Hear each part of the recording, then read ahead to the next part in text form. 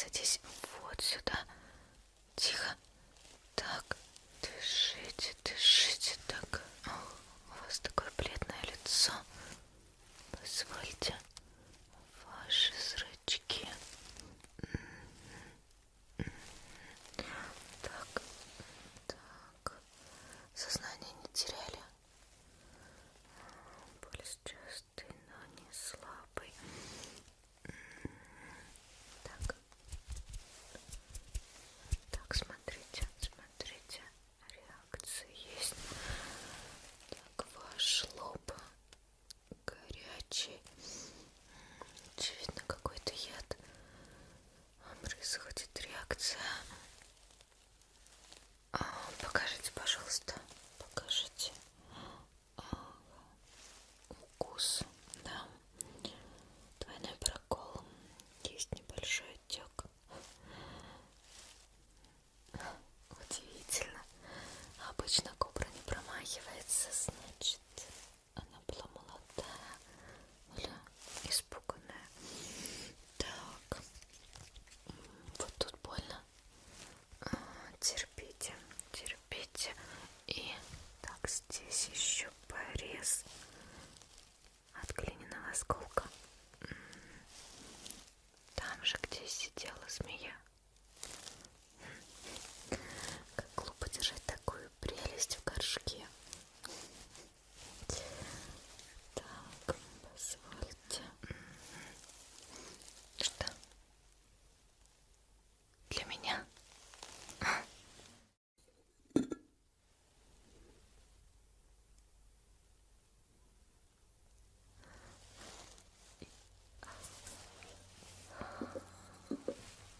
Сиди, сиди, сиди. Какая красавица мне досталась. У нее есть полосочка. Это самочка. Господин, вы знаете, как сделать женщину счастливой. Спасибо вам. Вот бы все дарили такую прелесть. Что-то я отвлеклась. Вы правы. Ведь вам нужно жить, чтобы принести мне еще раз ядовитый подарок. Так, сейчас я повнимательнее осмотрю вашу ранку. Так, чувствуете покалывание в ней? А здесь чувствительность как? Вот здесь чувствительность. Вот здесь. А здесь. А тут покалывание — это хорошо. Значит, яд движется, а нервы еще не разрушены. Так, сейчас закройте ваши глаза. Я досчитаю до 10. Вот так. Вот так. Давайте глубокий вдох. Раз. Два. Три. Четыре. Пять. Шесть. Семь. Восемь.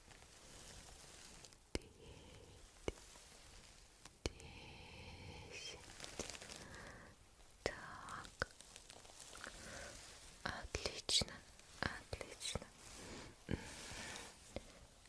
Так, как теперь здесь ощущаете? Вот здесь.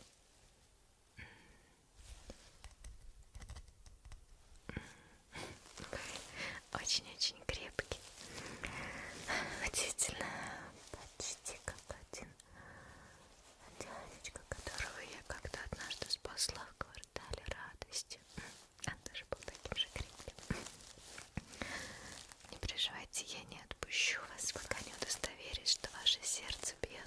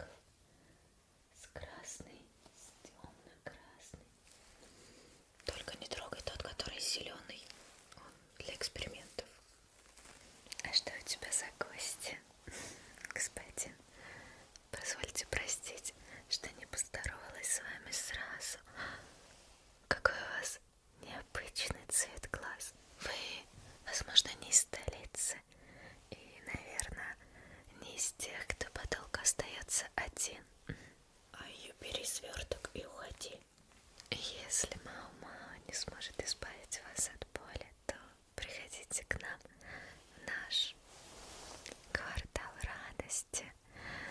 Там вы познаете другое лечение, которое точно подарит вам счастье.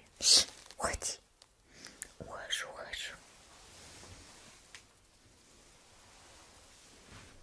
Счастья вам, господин.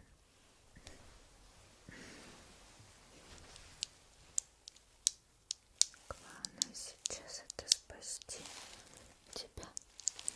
Так, мне нужна... Где же были записи моего эксперимента? Так. Мне нужна сенсица. Она остужает, убирает жар. И мне нужна будет Лин, если не пытается Туркин будет танцевать весь вечер. Бедняжка. Ах, конечно же, лепестки земли для цвета. Ведь лекарство должно быть не только полезно. Вот она. Что ж, приступим к созданию лекарства. Синди нам поможет получить охлаждение.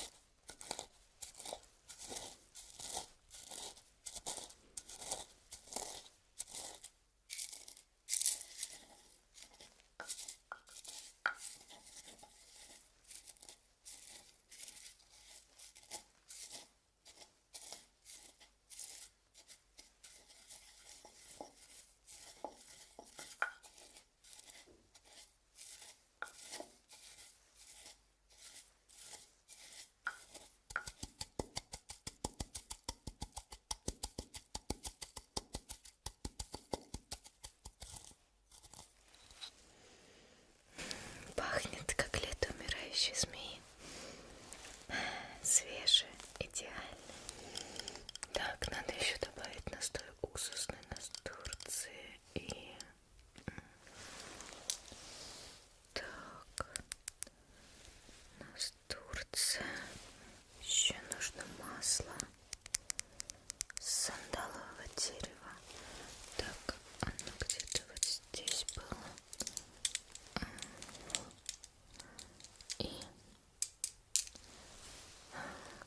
конечно, капли лунного нефрита. Ну что, лекарство практически готово. Сейчас я добавлю последний ингредиент.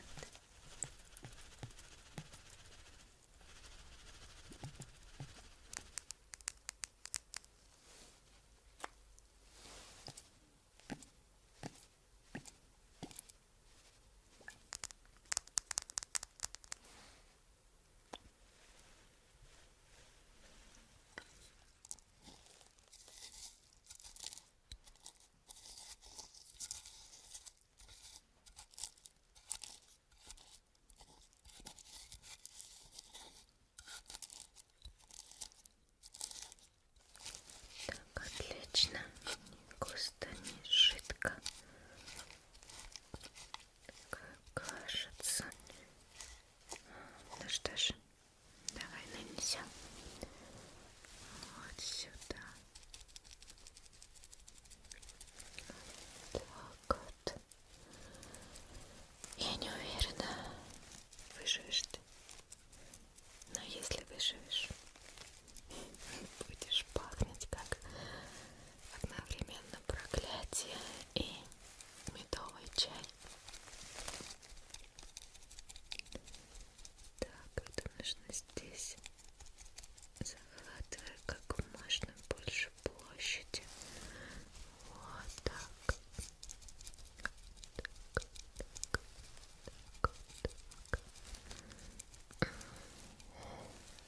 Так, сейчас я это все забинтую.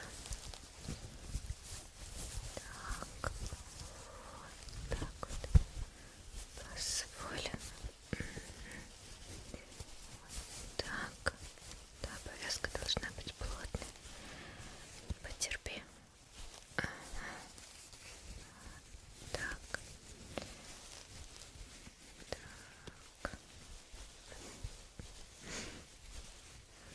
Так. Отлично. Так. Сиди. Ну что, сейчас мне нужна будет твоя реакция. Следи за своими ощущениями. А я пока сделаю записи по данному рецепту.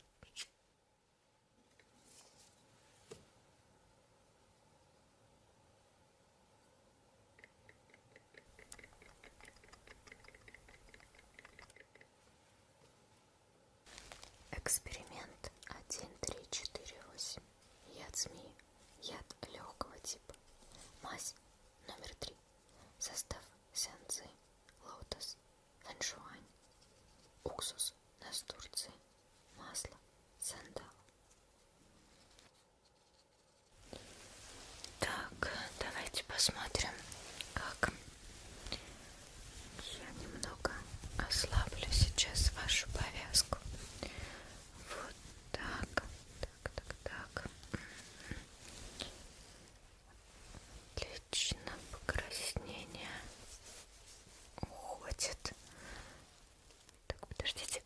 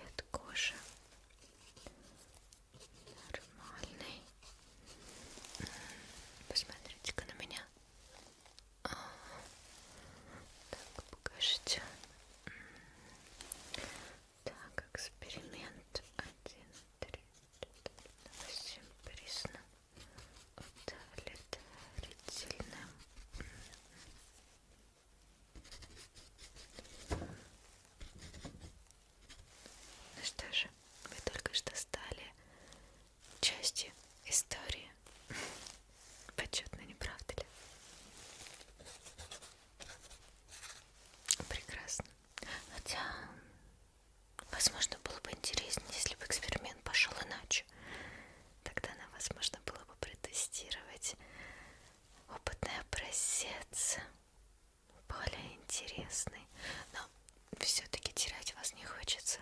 Вдруг вы еще принесете мне такую прекрасную красавицу. А сейчас вы пока должны просто расслабиться. В текущий момент нежелательно, чтобы вы двигались. Позвольте остаткам мази впитаться и сделать свое дело. И раз уж вы все еще живы, я позволю себе роскошь поговорить побольше. Могу вам показать свою коллекцию. Она пока не такая большая, но каждая травка собрана со своей историей. Хотите немножко окунуться в мир трав и их магии? Тогда давайте начнем с ромашки.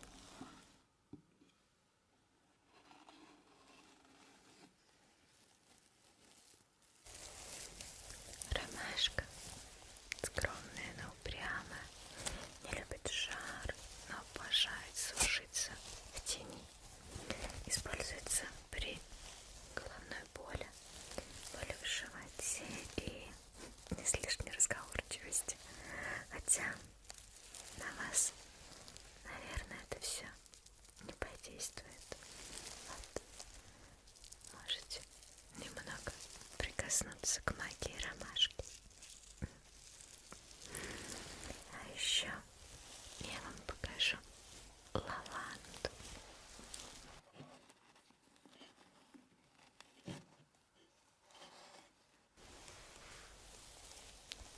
Лаванда.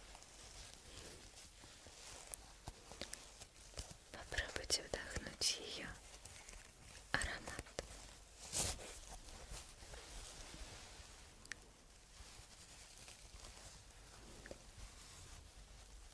Слишком сильный аромат для слабых сердец, но она успокаивает нервы, прогоняет кошмары и делает сон чище.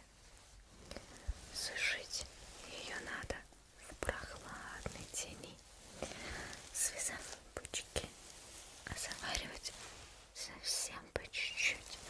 Лаванда не терпит излишеств.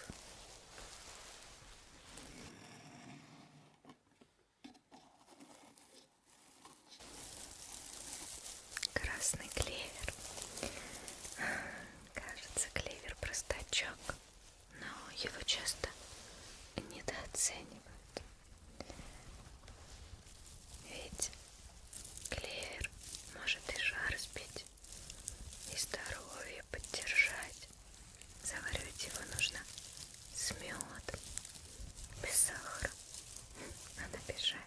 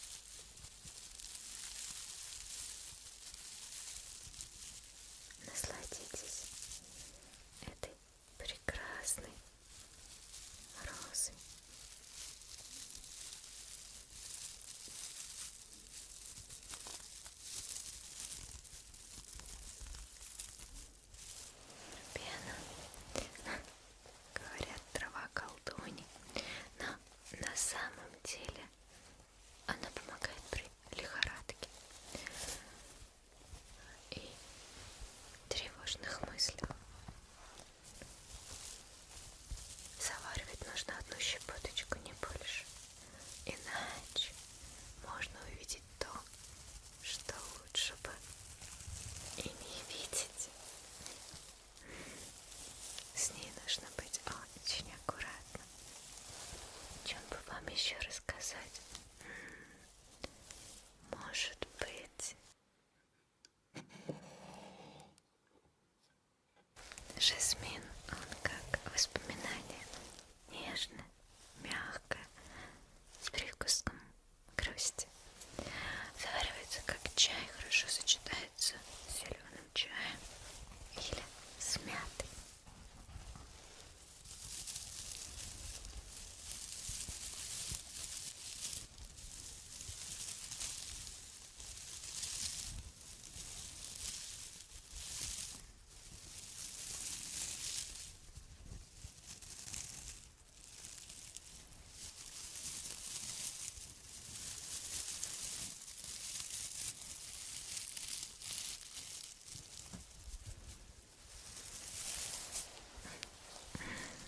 Мята вредина. Она вроде желудок лечит, успокаивает, освежает. Но если мятку передержать, перебьет вкус всего. Ее нужно уважать, да, и держать подальше от можжевельника. А вот можжевельник, он грубый, терпкий, колючий, очищает воздух, тело и, конечно, душу. В доме радости его сжигают, чтобы изгонять духов. А я просто люблю его запах. И ваш случай тоже меня заинтриговал. Казалось бы, что могла забыть маленькая принцесса смерти в этом горшке. Где, говорите, горшок был рядом с императорскими покоями. Странно, горшок не должен пахнуть так.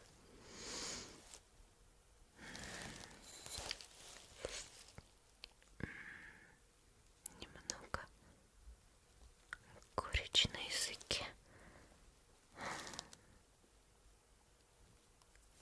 Как интересно. Со змеей тебе повезло. Укусила бы она выше и до конца, то, возможно, все не прошло бы так гладко.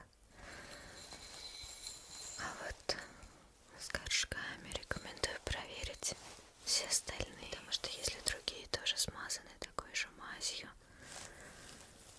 это довольно опасно.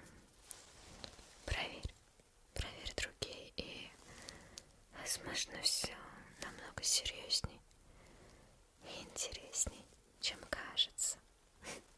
Очень тонко можно верить в судьбу. Да, конечно, это никто не должен быть. Я видела только господина и змеи. Сейчас я приготовлю тебе чай особый для сна, чтобы все слова превратились в тишину. Но и чай помог окончательно очистить твою кровь, и завтра ты смог себя чувствовать хорошо. Чай, цветок дракона и луны мы возьмем с тобой